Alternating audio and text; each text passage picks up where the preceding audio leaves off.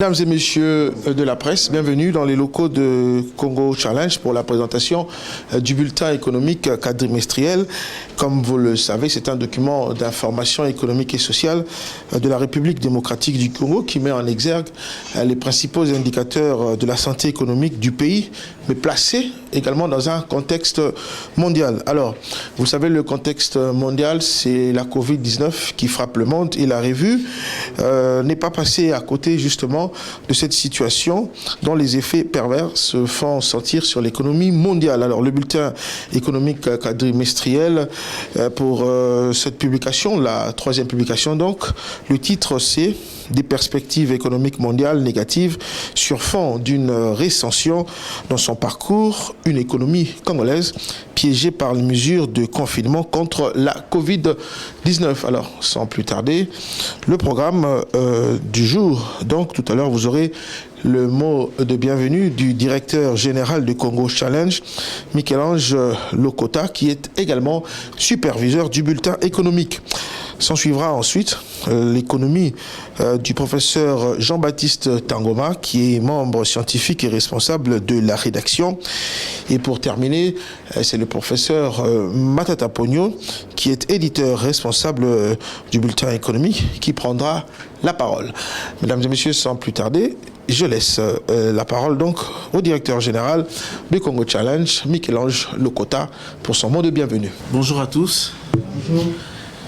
C'est toujours un plaisir de rencontrer la presse et par vous donc la population lorsque nous réalisons une publication.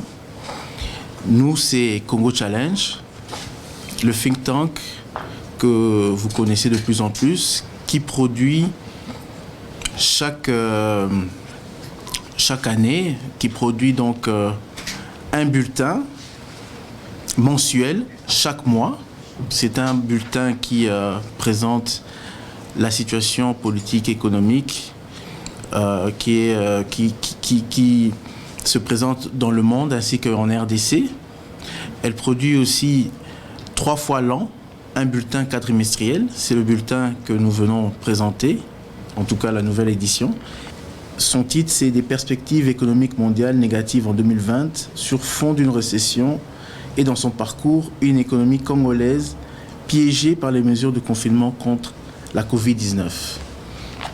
Le résumé donc de cette nouvelle édition vous sera fait par le professeur Tangoma, à qui je vais passer la parole tout à l'heure.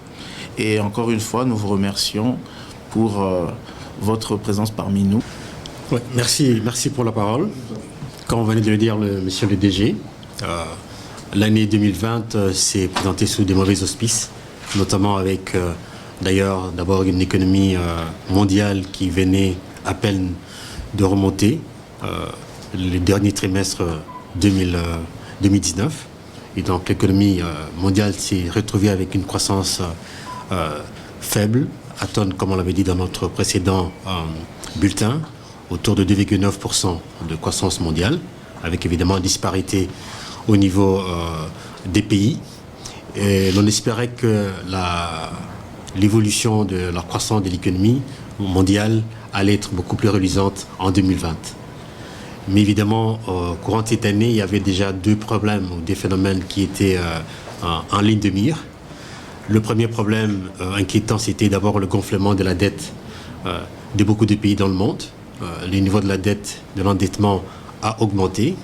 Il est passé de 83,4% en 2010 et se retrouve autour de 93,7% du PIB mondial en 2018, donc à peu près 13 points de croissance, ce qui est relativement inquiétant. Certains pays, même au niveau de certains groupes de pays, ce niveau d'endettement va jusqu'à 170% du PIB. Le deuxième facteur qui était inquiétant était le ralentissement de la croissance de la croissance de la productivité du travail, et donc il montrait que les niveaux de la croissance économique allaient être relativement faibles et qu'il fallait nécessairement jouer sur certains facteurs de moyen de long terme pour essayer de retravailler, d'améliorer les performances de beaucoup d'économies. Mais voilà que en janvier, déjà en décembre 2019, janvier 2020, la pandémie du corona s'annonce et perturbe toutes les prévisions de croissance économique. Et cette pandémie, donc cette épidémie d'abord dans un premier temps, va certainement va se présenter en Chine et puis va se répandre dans le reste du monde. Vous avez suivi l'actualité tous ces temps d'ailleurs. Et ces effets de la pandémie vont vite se faire sentir, notamment dans les pays émergents, pour lesquels, comme on dit que l'argent n'aime pas le bruit, premier effet, c'était le flux des capitaux étrangers par des sorties de ces pays-là. Et on observait déjà vers mars 2020 des sorties de capitaux de l'ordre de 83 milliards de dollars. Et évidemment, il s'ensuit dans d'autres pays, les pays en développement, des crises de liquidité. Donc d'une crise sanitaire, on est vite passé à une crise économique et qui va provoquer une crise financière relative. Et parmi les effets qu'on va connaître donc, on va connaître des effets de choc sur l'offre, notamment parce que il y aura perturbation des chaînes d'approvisionnement au niveau mondial, parce que la Chine fait partie des pays actuellement les plus importants et qui a jusqu'à 14% du PIB mondial, donc des activités du commerce mondial. Et donc, toute la série des chaînes d'approvisionnement, notamment des produits intermédiaires, sont produits essentiellement en Chine, en Inde et dans les pays asiatiques. Ce qui fait que le fait de la pandémie dans ce pays a perturbé le fonctionnement de l'économie mondiale. Et première conséquence donc, c'était un choc sur l'offre et par la diminution des activités. Et puis, il s'en est suivi les décisions qui étaient prises au niveau du gouvernement, qui étaient donc des confinements, des propositions, des décisions de confinement. Et quand on confine, cela veut dire qu'on a mis les économies dans les comas total. Et la conséquence, c'est que le choc d'offres se déplace vers le choc des demandes. Parce que en confinant l'économie, en perturbant les chaînes d'approvisionnement des différentes économies nationales, beaucoup de travailleurs sont obligés de rester à la maison. Et donc, il y a un effet sur le pouvoir d'achat de la population, essentiellement la population active, et ce qui provoque d'autres effets en chaîne. Alors, sur base de cela, il y a eu plusieurs prévisions de croissance. Je vais dire plusieurs révisions de croissance. Au moins 3. Ou d'une croissance positive prévue en 2020, on est passé à une croissance négative. On se retrouve donc à un niveau estimé d'au moins 3,3% pour l'évolution de l'économie mondiale, mais il va jusqu'à des taux beaucoup plus importants selon des compartiments de l'économie, des différentes économies ou des continents, des différents continents. Un autre élément qu'on peut signaler, et donc à côté de cette situation catastrophique, il fallait donc que les gouvernements prennent des mesures, et parmi les premières mesures, c'est évidemment des mesures fiscales, et qui ont notamment porté sur des appuis soit aux ménages, soit aux entreprises, pour éviter que les entreprises ne puissent sombrer, qu'il puisse y avoir des faillites en cascade à l'issue de la pandémie. Mais aussi des mesures pour essayer de renforcer le système de santé. Et comme on l'a vu, beaucoup de pays n'étaient pas préparés à ce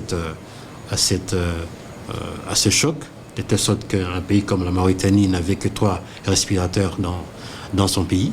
Un pays comme la RDC en avait moins de 70, moins de 100 pour le pays, avec 80 millions d'habitants, au moins 80 millions d'habitants, vous imaginez ce que ça représente. Et évidemment, il y a d'autres pays beaucoup plus petits qui risquaient de connaître des situations plus catastrophiques. Alors, parmi évidemment les secteurs les plus touchés, comme on l'a vu, c'est notamment les secteurs des transports, surtout l'aéronautique, les services, particulièrement l'ORECA, donc les hôtels, restaurants et cafétérias. Et les pays en développement vont être ceux qui vont certainement subir un choc beaucoup plus important du fait de leur faible capacité de réagir à des chocs externes, ils ont de faibles réserves de change, des faibles réserves internationales, ils ont des finances publiques relativement déficitaires et donc ils ont eu difficile, à l'opposé des pays occidentaux, de pouvoir réagir aux décisions de confinement.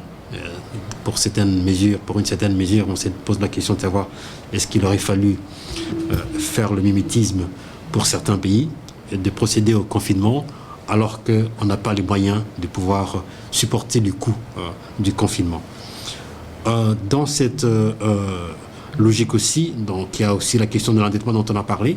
Beaucoup de pays, notamment les pays en développement, comme les pays africains, ont déjà un niveau d'endettement élevé, avec des finances publiques déficitaires. Donc la pression sur les gouvernements s'est encore aggravée. Et c'est là, quand on regarde la difficulté, c'est que la structure de l'endettement aussi a changé. Autrefois, c'était une structure avec des partenaires gouvernementaux, avec des facilités de pouvoir négocier, par exemple, les rééchelonnements ou la restructuration. Mais maintenant, la structure de la dette devient beaucoup plus une dette privée. Et là, évidemment, les marchés ne pardonnent pas. Vous n'allez pas négocier un rééchelonnement ou bien une remise de dette de façon automatique assez rapidement. Et donc, ça cause un problème pour pouvoir négocier des mécanismes dans ce sens-là. Et à côté de ces questions d'ordre de fiscal, monétaire ou même d'économie réelle, on va aussi observer que cette situation va affecter aussi les conditions alimentaires, donc la question nutritionnelle. Il y a la crise alimentaire qui va suivre parce que le niveau de production aussi va baisser et donc on risque de tomber à une catastrophe humanitaire dans les mois qui viennent si la situation ne s'améliore pas assez rapidement. Évidemment, pour les cas comme l'Afrique, on a aussi à la Corne de l'Afrique les cas des cliquets pèlerins qui sont aussi invités à la table et qui ont pu atteindre l'Est de la République. C'est aussi des chocs négatifs qu'il faut pouvoir adresser, qu'il faut pouvoir trouver des solutions. Et donc le gouvernement est en présence des questions importantes. Dans ces hypothèses, la croissance de l'économie allait être négative. On allait tomber dans la récession avec un niveau de croissance de moins 3,4%. Tenant compte que le pays est en train de négocier un programme avec le Fonds monétaire, et donc il y aurait des opportunités d'appui budgétaire au courant de cette période et d'autres financements extérieurs qui pourraient venir alléger le poids des finances publiques. Un quatrième scénario a été mis en place qui intégrait donc une situation catastrophe, d'une détérioration de la situation sanitaire, mais avec des appuis budgétaires. Et donc, de moins 3,4%, on pouvait remonter à un taux beaucoup plus faible, qui est de moins 1,9% pour les projections de cadrage macroéconomique du comité permanent du ministère du Plan. Mais au niveau du Fonds monétaire international, le taux prévu par le Fonds monétaire est de moins 2,2%. C'est donc sur base de ces derniers éléments qu'on peut observer l'évolution de l'économie nationale au courant de notre prochain numéro quadrimestriel qui va paraître dans quelques semaines, ou disons quelques mois, pour être un peu plus précis. Voilà en résumé ce qu'on pourrait dire de ce troisième bulletin quadrimestriel du Congo Challenge. Je vous remercie. Mesdames et messieurs de la presse, comme vous le savez, le bulletin quadrimestriel publié par Congo Challenge est le support par excellence qui essaye de décrire la situation économique et financière du pays pendant 4 mois et avec une certaine portée scientifique, c'est-à-dire une analyse assez pointillée en référence aux exigences théoriques et pratiques en la matière. Et comme le professeur Tangoma l'a dit, ces bulletins analysent la situation économique essentiellement par rapport à l'événement de la Covid, qui est en fait un virus qui certainement a affecté le secteur sanitaire, mais comme je l'ai toujours dit, qui risque d'affecter beaucoup plus profondément le monde, mais du point de vue économique et social que du point de vue sanitaire.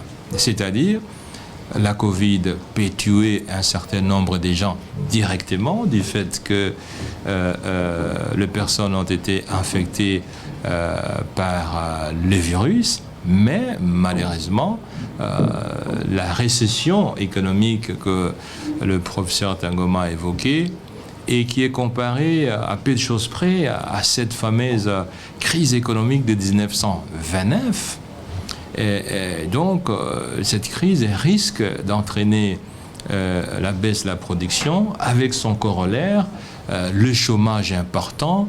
Et vous le savez, lorsque une personne n'a pas de moyens pour se faire soigner, et donc elle peut mourir de plusieurs manières, soit par la faim, soit par la maladie, soit par l'incapacité de pouvoir acheter des médicaments. Bref, un certain nombre de faits qui peut être à la base d'une catastrophe humanitaire.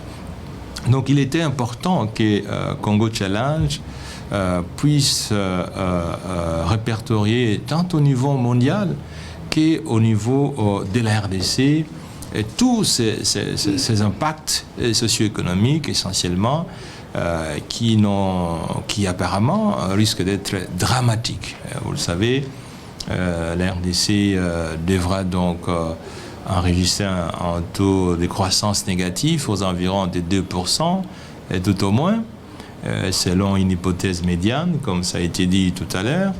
Mais vous le savez, les finances publiques sont très très affectées par ces ralentissements des activités économiques, par notamment une baisse drastique des recettes fiscales, et qui, comparé à la rigidité des dépenses publiques, vous le savez aujourd'hui, sont déjà à la base des déficits des finances publiques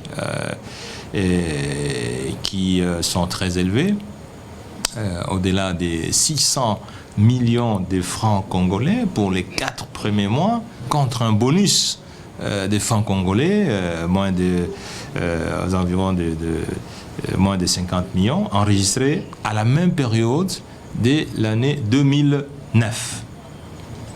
Enfin, 2019, voyez-vous. Et donc, qu'est-ce que cela entraîne comme conséquence? C'est notamment des chocs directs sur le marché des changes avec une dépréciation du franc congolais. C'est vrai, les estimations que le Congo Challenge avait faites, vous vous rappelez, nous avons eu l'avantage d'être le premier à pouvoir évaluer l'impact de la Covid sur le secteur socio-économique. Mais je crois que l'évolution des choses nous donne raison, parce qu'aujourd'hui, le taux d'échange a franchi les caps des 2000 francs congolais les dollars. Nous avions prédit à fin décembre 2020 un taux d'échange qui devait culminer aux environs des 2600 francs congolais les dollars. Et laissez-nous vous dire, cette hypothèse, nous l'avions émise, toutes choses restant égales par ailleurs, sans appui budgétaire. Mais vous vous rappelez que le Fonds monétaire est quand même intervenu sous forme d'aide à la balance des paiements, mais avec une nouveauté, c'est qu'il y avait dans ces ressources une partie qui servait pratiquement d'appui budgétaire. Et nous pouvons dire, et vous le savez, que cet appui du Fonds monétaire international a servi presque d'amortisseur sur le marché des champs, et ce qui explique que les taux, ce qui explique notamment que les taux ne s'est pas dépréciés de manière accélérée. Dans tous les cas, s'il n'y a pas un ajustement des dépenses publiques, comme nous l'avons évoqué, un ajustement à la baisse, de manière à pouvoir à contenir la baisse des recettes fiscales, et je crois que le taux d'échange pourrait s'accélérer davantage. Moi, c'est Faustin Koudiassala pour Econews. J'ai juste des petites questions, mais je voulais juste m'attarder sur un point, parce que c'est vrai qu'on parle de l'économie mondiale par après se rabattre sur l'économie congolaise. C'est vrai que ces bulletins aussi s'attardent pratiquement sur les conséquences économiques de la pandémie de Covid-19. Alors moi, je voudrais savoir au niveau de la Fondation, qu'est-ce qu'on propose exactement aux dirigeants congolais parce que, évidemment, il y a un fait, c'est que le Covid restera ancré dans notre quotidien et qu'il faut vivre avec ça. Mais concrètement, qu'est-ce qu'il faut faire pour sauver ne serait-ce que ce qui reste de l'économie congolaise? Par où faut-il commencer?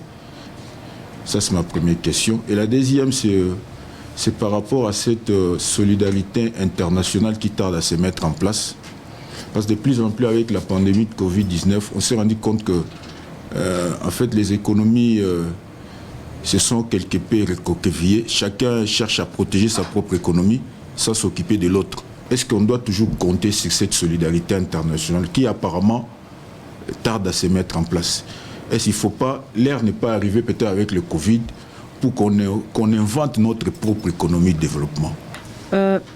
Je voulais juste, parce que vous avez fait quelques propositions, mais lors du précédent bulletin, vous avez parlé de la réduction du train de vie des institutions de l'État, notamment, vous avez évoqué la diminution de la taille du gouvernement. Aujourd'hui, vous soutenez le programme. Vous souhaitez que le programme récemment publié sur les impacts, pour atténuer les impacts de Covid, de pouvoir être mis en exécution si rapidement.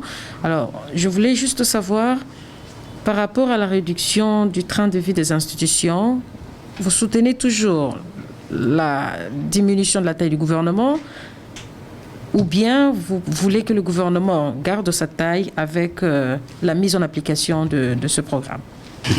Merci professeur, c'est Michel Kifinda de Radio Okapi. Vous insistiez sur la promotion de l'agriculture. Effectivement, aujourd'hui, vous avez souligné la crise alimentaire aussi comme effet direct de Covid. Vous avez dit que les conséquences socio-économiques sont plus sévères que les conséquences sanitaires elles-mêmes.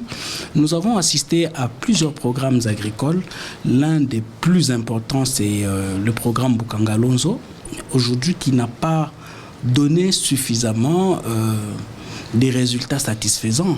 Du coup, on se demande, est-ce que le programme agricole lancé encore dans ces pays peut avoir de l'avenir? Vous êtes encore vivant et témoin, si pas initiateur du programme Bukangalonzo. Est-ce que vous êtes disposé, par exemple, à vous disponibiliser pour un audit approfondi pour voir à quel niveau le programme Bukangalonzo a été bloqué afin d'envisager de relancer de nouveaux programmes beaucoup plus impactants pour l'économie de notre pays? Voilà, professeur, si vous permettez également une question qui vient d'un internaute qui a posé à partir de l'Afrique du Sud, Patrick Idoubois. Question adressée au professeur Matata Pogno. Il veut savoir si c'est possible de stabiliser l'économie congolaise durant cette période de Covid. Parce qu'avec l'actuel gouvernement a montré ses limites, mais avec le Covid actuel qui frappe les économies, est-ce que c'est possible de stabiliser l'économie congolaise? Comme on disait, les propositions qui figurent dans le programme multisectoriel sont déjà assez éloquentes, assez réfléchies, au sens où ce sont d'ailleurs des propositions qui ont été passées en revue par plusieurs acteurs. Et parmi ces propositions, effectivement, il y a la question de la réduction des trains de vie. Parce que si on doit pouvoir chercher à régler les problèmes économiques actuellement, il faut commencer par se serrer la ceinture. C'est pour dire simple. Se serrer la ceinture, on veut dire réduire les niveaux des dépenses. Et on sait qu'un des points importants, c'est la taille du gouvernement qui est importante. Et donc, au niveau de Congo Challenge, ça c'est une question qui, pour nous, on estime qu'il faut nécessairement réduire la taille du gouvernement, de manière à réduire cet certain nombre de dépenses qui peuvent facilement être comprimées. Et donc, en termes de valeurs d'ajustement, il ne faut pas qu'on aille vers les dépenses d'investissement qui sont nécessaires actuellement pour stabiliser et relancer la machine. Il faut aller vers les dépenses des consommations qui peuvent être comprimées et évidemment assez facilement le travail peut y aller. Je crois qu'un des éléments importants au niveau de proposition, comme on l'a dit, c'est de pouvoir assurer une meilleure gestion des finances publiques. Et cette gestion des finances publiques revient donc à revoir déjà le budget lui-même de l'État, comme on dit, le collectif budgétaire, pour pouvoir commencer à vivre avec les moyens disponibles. Et cela pourrait éventuellement réduire les pressions inflationnistes telles qu'on l'observe actuellement. Et donc, je vu que par exemple, toute la question de la gestion actuellement sur base caisse peut essayer de contenir, mais il faut des mesures additionnelles par rapport à cela. On ne peut pas se contenter uniquement de cette mesure, parce qu'il faut lui trouver des mesures qui puissent agir dans le sens d'assouplissement. Je crois qu'il y a d'autres appuis budgétaires qui sont en négociation et qui pourront donner un coup de souffle. Mais comme on essaie de le dire, et ça c'est évident par rapport à la deuxième question des solidarités internationales, je ne pense pas que la solidarité internationale soit la réponse idoine pour le Covid. Chacun a des contraintes des ressources. Comment est-ce qu'il va pouvoir chercher à faire la solidarité? Il faut d'abord qu'il commence par nettoyer chez lui. Et donc les moyens destinés à la coopération internationale vont être réduits sensiblement. Vous savez qu'au cours de ces 6 derniers mois, plus de, je crois, 3 à 4 000 milliards de dollars ont fait l'objet des politiques monétaires. Et ça, c'est dans l'intérêt propre du pays, pour pouvoir se protéger contre le choc. Mais face à cela, il faut savoir quelle est la marge budgétaire qui reste pour pouvoir avoir les ressorts nécessaires pour que les interventions au niveau d'aide publique au développement soient importantes. Ça va être certainement faible. Deuxièmement, il ne faut pas oublier qu'il y a la question des organisations régionales qui est une question cruciale. Vous voyez que même la plus grande organisation économique régionale est en difficulté, c'est l'Union européenne. Et les pays ont difficile eux-mêmes au sein de l'Union de s'entendre sur comment s'entraider. Et ce sont des pays développés. Deuxième élément sur cette question, c'est la précarité, par exemple, des ressources au niveau de l'Afrique. Nous avons plusieurs organisations en Afrique, mais il n'y a aucune qui fonctionne. On a mis, à notre avis, la charrue devant le bœuf. Pourquoi voulez-vous faire de l'intégration régionale si vous n'êtes pas en mesure de faire de l'intégration nationale? Et comment est-ce que nous allons construire une autoroute qui prend 10 pays alors que vous manquez un petit axe routier au niveau national pour se connecter à cela? Quel va être le dividende de l'intégration économique? Et c'est comme ça que nous sommes conscients que la solidarité ne va pas être la solution. La preuve, par exemple, on a parlé de la question de l'endettement. Est-ce que le fait de faire une remise de dette donne une réponse à des pays? On prend le cas de la RDC. Si, par exemple, on devait faire une remise, ou en tout cas n'est pas l'indication qui a été prise de reporter le paiement de la dette, c'est moins de 100 millions de dollars. Alors que le confinement de l'économie, c'est des pertes en termes de milliards de dollars. Et donc, il faut trouver, comme on disait, d'autres paradigmes, de mécanismes internes qui permettent à ce que le fonctionnement de l'économie soit de nature à répondre à des chocs aussi bien internes qu'externes. Et donc, la diversification de l'économie devient une exigence, plus qu'une exigence. C'est une priorité. Est-ce que c'est possible de stabiliser l'économie congolaise? Bien sûr que c'est possible. Parce que pendant beaucoup d'années, on l'a fait. Sous d'autres pressions, on le fait. C'est des règles économiques, donc il suffit de respecter les règles économiques. On sait pouvoir stabiliser cela. Ça demande beaucoup plus de rigueur. Et s'il demande beaucoup plus de rigueur, de la discipline, bon, il faut donc, en conséquence, tout le monde se mette au pas pour cela. Mais je pense que face à l'urgence, il n'y a pas de raison qu'on ne puisse pas prendre des dispositions. Mais ça, c'est un problème de leadership du gouvernement. C'est au gouvernement de prendre à bras-le-corps un certain nombre de mesures pour permettre à ce que l'économie soit relativement stabilisée. Il y a par exemple beaucoup de fuites au niveau de recettes. Si on parvient à réduire ces fuites, on peut avoir des moyens supplémentaires pour permettre de réduire les tensions inflationnistes. Voilà. Merci beaucoup, professeur, pour ces éléments de réponse assez clairs que vous avez donnés, mais je vais essayer juste de vous compléter pour rassurer nos amis de la presse qui sont des porte-voix, qui les choses sont plus claires. Je pense, s'agissant de la stabilité du cadre macroéconomique, ça a été l'un des attributs de notre mandat, non seulement en tant que Premier ministre, mais en tant que ministre des Finances. Les taux de 920-25 francs congolais les dollars est resté pratiquement emblématique. Mais ce que vous ne devez pas oublier, c'est que quand nous sommes arrivés au ministère des Finances, la monnaie s'est dépréciée presque au jour le jour. Mais on l'a stabilisée. Et donc, c'est pour dire que c'est possible.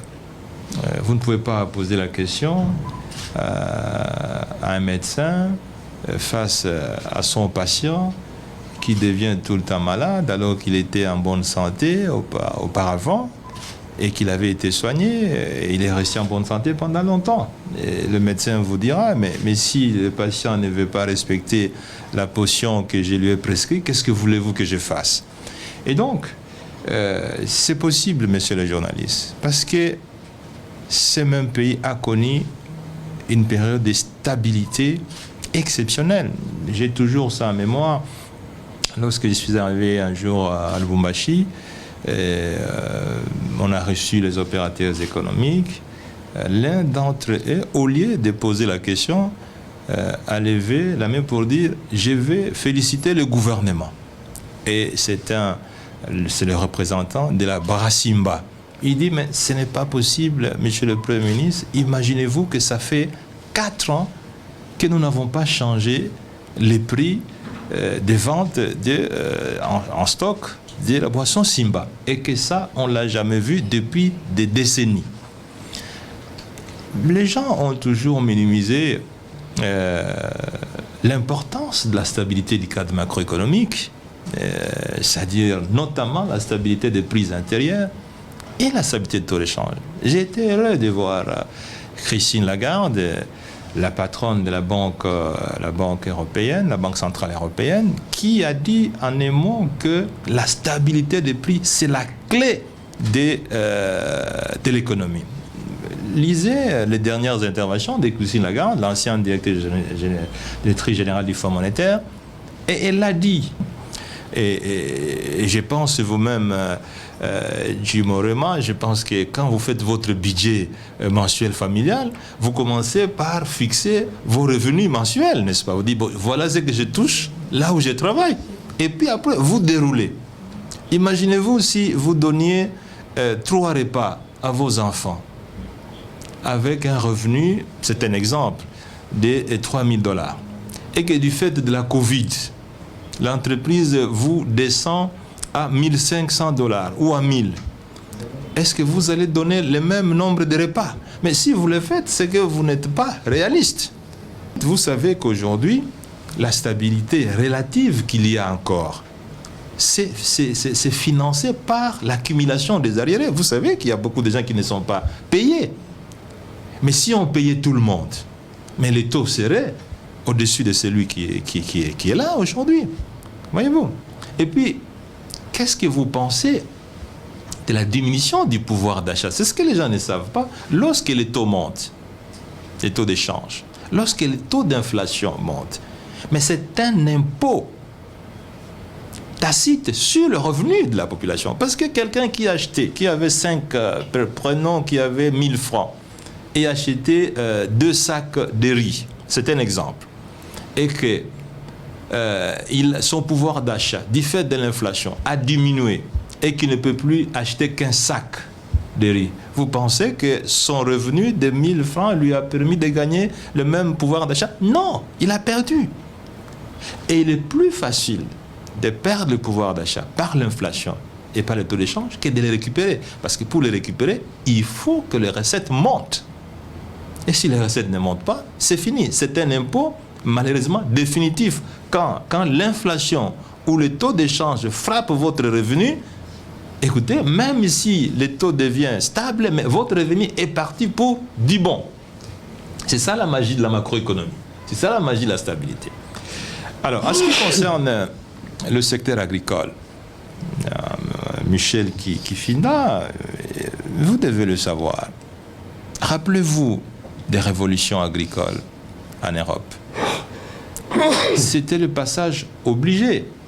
Les pays européens ont parlé de la révolution agricole. Pourquoi?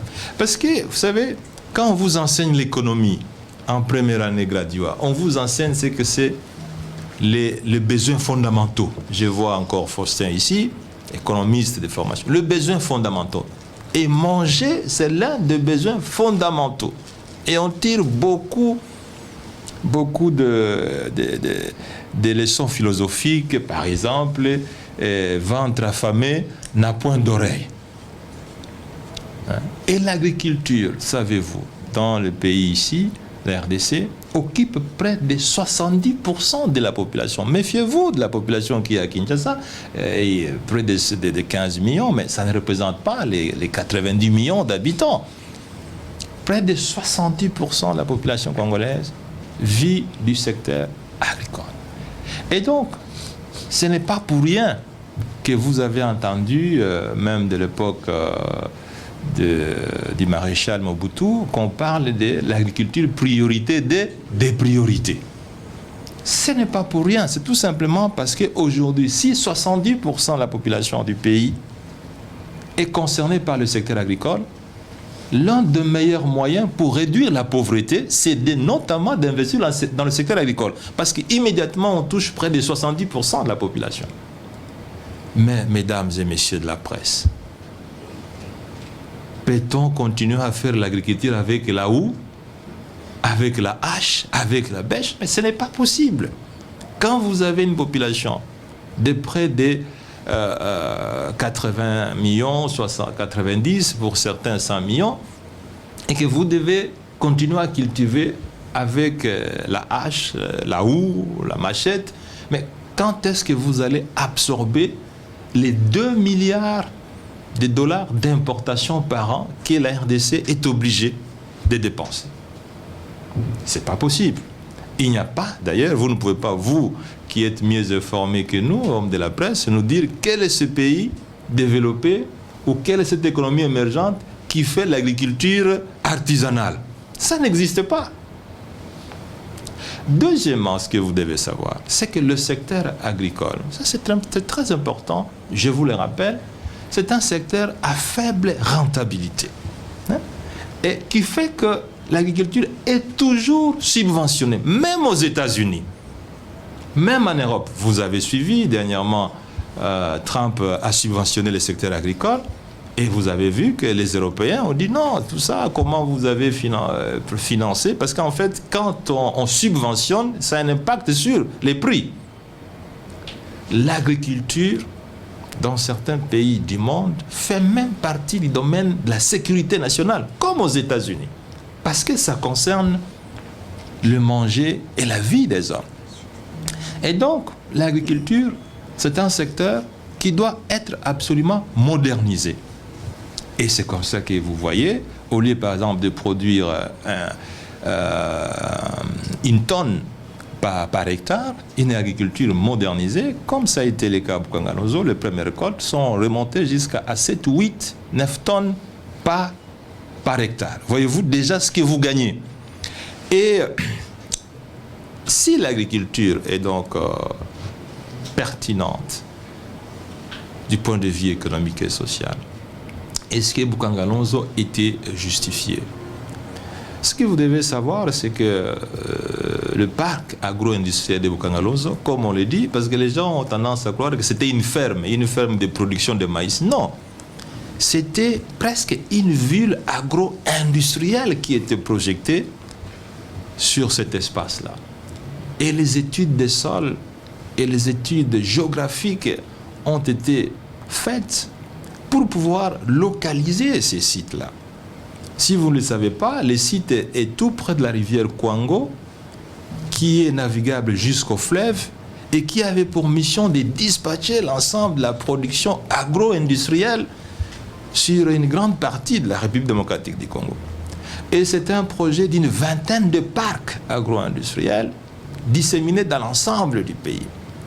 Et quand on parle d'un parc agro-industriel et non pas d'une ferme, ça veut dire qu'on parle d'une industrie agricole. Et l'industrie ne se fait pas en une année, en 2 ans. C'est un processus laborieux, mais rentable à long terme. On a lancé le parc agro-industriel donc, en 2014. Et en 2015, évidemment, notre gouvernement est parti. Et depuis que le gouvernement est parti, tout le financement s'est arrêté. On vous envoie aux statistiques, tout le financement s'est arrêté. Monsieur le journaliste, Michel Kifinda, si vous avez projet de construire un véhicule et que vous vous arrêtez à la construction du moteur et que le PAV devait être continué par vos successeurs, on va vous reprocher de n'avoir pas construit le véhicule, mais vous avez fait votre partie. Ce que j'ai dit, le développement, c'est une course à relais. Lorsque 4 personnes qui sont identifiées pour faire la course, la responsabilité est partagée. Parce que si celui qui a fait la première partie a mieux réussi et que les 3 autres n'ont rien fait, vous pensez que cette équipe va gagner? Non. Est-ce que la responsabilité est à la personne qui a fait sa part? Non, non plus. Le développement ne se fait pas avec des projets quotidiens. Loin de là. Le développement, c'est avec des projets sur plusieurs générations. Lorsque l'Amérique fête l'arrivée des astronautes américains sur la Lune, je ne sais pas si vous le savez, c'est le 4e président qui a fêté l'arrivée des Américains sur la Lune. Mais c'est un projet initié par 3 autres présidents, notamment le premier, mais poursuivi par tous les présidents qui se suivaient. Et ça prenait combien? 4% du PIB américain. Certainement que les gens pouvaient croire à la folie de du premier président qui a initié le projet. Et si le deuxième l'avait arrêté, certainement que l'Amérique n'aurait pas foulé le sol de la Lune. Je pense que ça, c'est très important. Mais alors, vous avez compris que ce projet était important parce qu'il faut industrialiser la RDC. Vous avez compris aussi que Bukangalonzo était bien localisé parce que certaines personnes disent, bien voilà, mais le sol de Bukangalonzo n'est pas approprié. Mais déjà à Bukangalonzo, il pleut. Déjà à Bukangalonzo, on plante le manioc. Moi, M. Matata, j'ai mangé le manioc produit par les riverains de Bukangalonzo. Des légumes.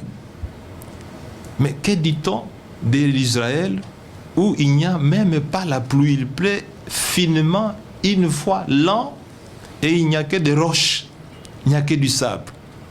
Mais l'agriculture aujourd'hui, elle est moderne. Et pour votre information, l'étude du sol avait été faite qu'on a construit une usine de production d'engrais spécifiques à Boma. Et l'usine est terminée et jusqu'à aujourd'hui, l'usine ne fonctionne pas. Mais c'est un investissement important. Vous savez que sur le site Bukangalonzo, il y a une centrale électrique qui a été installée, presque la 3e après ce qu'on a à Kinshasa et à Lubumbashi, justement pour rendre l'industrie possible. Et on a pris de l'eau sur Kwango pour permettre, par exemple, la production des légumes. Les légumes qui devaient être produits à Bukangalonzo, ce n'était pas à ciel ouvert, c'était dans le serre. Et on a des hectares et d'hectares de légumes. Et la production devait même dépasser la consommation des légumes ici à Kinshasa, avec la projection d'alimenter déjà Brazzaville. Et ça, c'est très important. Donc, deuxièmement, Bukangalonzo est un parc qui était justifié. Troisièmement, la gestion financière. Vous avez certainement entendu beaucoup les gens parler. C'est pas parce que la primature était très engagée dans ce que nous appelons un leadership des qualités pour suivre tous les projets, pour impulser tous les projets. Et la primature n'était pas impliquée dans la gestion financière ou technique des projets. Pour garantir la gouvernance de ce projet, le gouvernement avait levé l'option de pouvoir contracter avec une entreprise spécialisée dans les domaines et qui avait, selon les contrats signés entre le gouvernement et cette entreprise, qui avait la responsabilité à la fois technique et financière du projet. Et donc, s'il y a eu mauvaise gouvernance, il n'appartient pas à la primature et encore moins au ministre de l'Agriculture ou au ministre des Finances, il appartient à l'entreprise responsabilisée de pouvoir rendre les comptes. Et que dans tous les cas, Michel Kifinda, ce que vous devez savoir, nous déjà, à notre époque, nous avions pris l'initiative de lancer un audit, de commander un audit. Parce que vous en avez parlé, l'audit avait déjà été fait par un cabinet, d'ailleurs, de renommée internationale, Ernst Young. Et le premier rapport est tombé alors que moi-même j'étais encore Premier ministre en juillet 2016. Et le deuxième rapport est sorti après mon départ. Mais c'est des rapports qui ont été commandés par M. Matata en tant que Premier ministre dans le souci de garantir la gouvernance de qualité dans ce projet. Ce pays ne peut être développé que par nous-mêmes. Et ce pays ne sera jamais développé par les institutions internationales parce que la meilleure performance économique que la RDC a réalisée depuis 1960, c'est entre 2012 et 2016. Ce n'est pas moi qui l'ai dit, ce sont les mêmes institutions internationales qui le disent. Mais pendant ce temps, nous n'étions pas en programme avec les fonds monétaires. Question de leadership de qualité et de gouvernance de qualité. Merci. Mesdames et messieurs de la presse, merci. Merci professeur Tangoma, merci professeur Matata Ponyo, merci également au directeur général de Congo Challenge, Michel-Ange Lokota. Ainsi prend fin donc la cérémonie du jour. Le prochain rendez-vous est pris au mois de septembre pour la 4e publication. Merci.